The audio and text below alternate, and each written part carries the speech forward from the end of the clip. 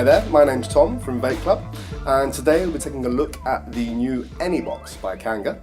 Some have called it the NEBOX. I'm going to go with the NEBOX just because I prefer the way that sounds. The new NEBOX is a temperature control device capable of firing up to 60 watts. It's an all-in-one design and features a 10mm capacity tank. Okay, so let's take a quick look in the box and see what comes with it. So you have the mod itself. I have gone to the liberty of already putting a battery in here. We get your instruction manual, a guide to priming the coils, and a guide to using wattage based on the VG concentration of your liquid. Always good advice to prolong the life of your coils. Some stickers to cover your battery, and the contents of the box. So we have our RBA cotton, and underneath here we have our little magic blue screwdriver, as well as some microcoils and some replacement screws for the RBA section, which is here. We have our black drip tip with this particular version. I'm not sure if it's different colour with different versions. And lastly, a replacement, what Kanger are calling stainless steel OCC coil. It's still a 0.5 ohm in this particular kit, and the 0.15 NI200 comes installed in the device itself. One thing I noticed whilst opening the kit up is slightly confusing information. For example, on the card here it says we have a 0.15 ohm NI200 coil, yet on the back of the box it refers to this as a 0.15 ohm SSOCC. We've talked to people very briefly at Kanger, and the understanding is that the new NI200 coil is actually coated in stainless steel, hence it being called an SSOCC, which stands for stainless steel organic cotton coil. Some say that size does matter. In this instance, however, it may be the smaller device that wins the day. Here we have a comparison with the NEBOX and 3 of our other best-selling mods. You can see that whilst the device is the same height as the Kanger SUBOX Mini and the SMOCC M80 Plus, without the tank attachment on top, you're saving a lot, essentially.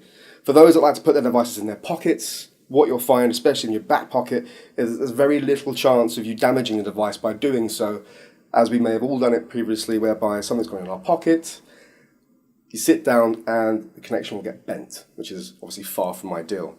So here is a very basic size comparison so you can see. Just for those that aren't necessarily aware, this is the MVP3 Pro.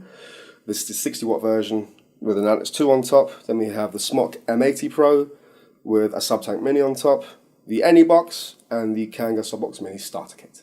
So this is the device in terms of size comparison sideways on.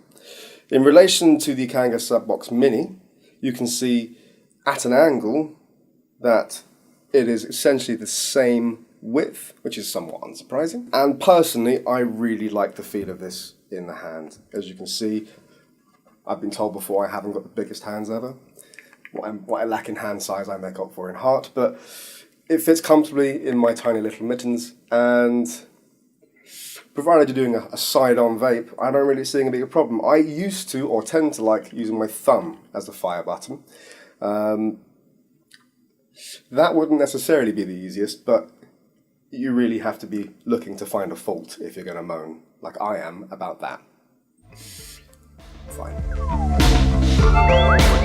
So to start, you will need to install an 18650 flat top battery that I mentioned earlier. This is sold separately and does not come with the kit, just to be clear.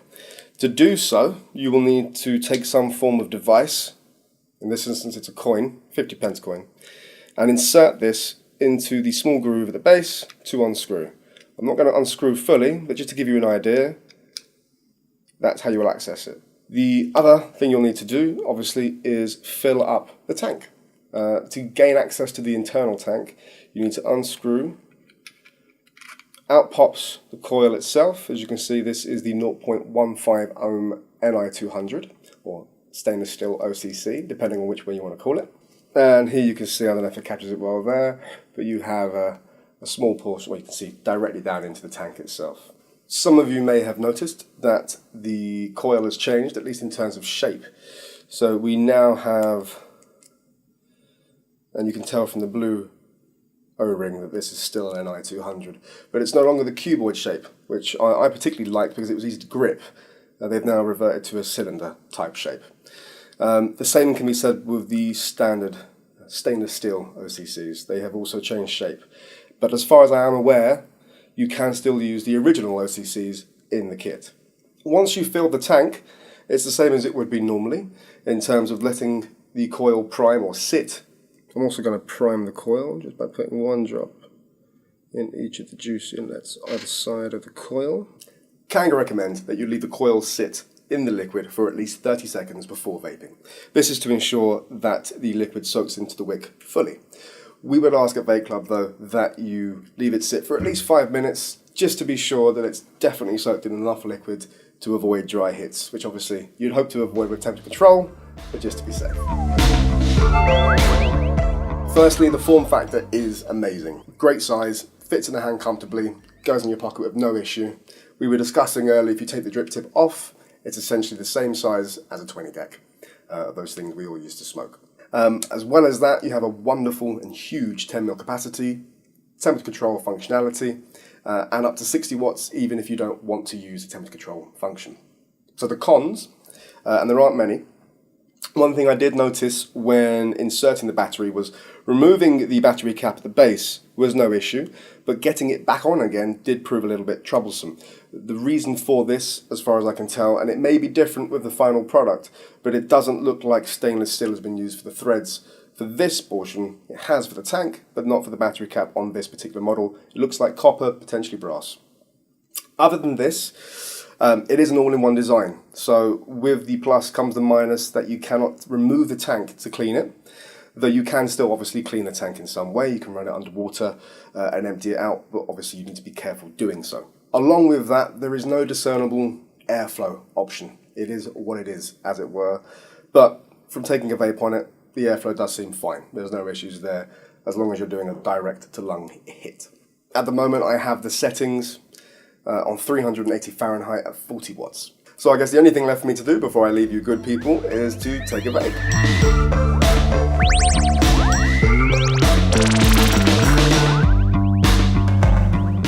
As you can see, as with the other OCCs at 0.5, obviously this is the NI200 at 0.15. Vapor production is excellent, and I can assure you the flavour is outstanding. And that's about it. Please feel free to subscribe to our channel for more videos. And if you have any questions regarding this or any other device that we sell, feel free to comment in the comment section below. And myself and my colleagues will do the best to get back to you as soon as possible. Thanks for watching. I've been Tom from Vape Club. See you next time. Hi there, my name's Tom from Vape Club, and I just post this. One thing I did notice whilst opening up the kit, I normally get lime. It's like a big fluffy big bear. A big charismatic bundle of exuberance. So exuber. That's what I was looking for. Okay. Exude for me. I'll do what I can, good sir.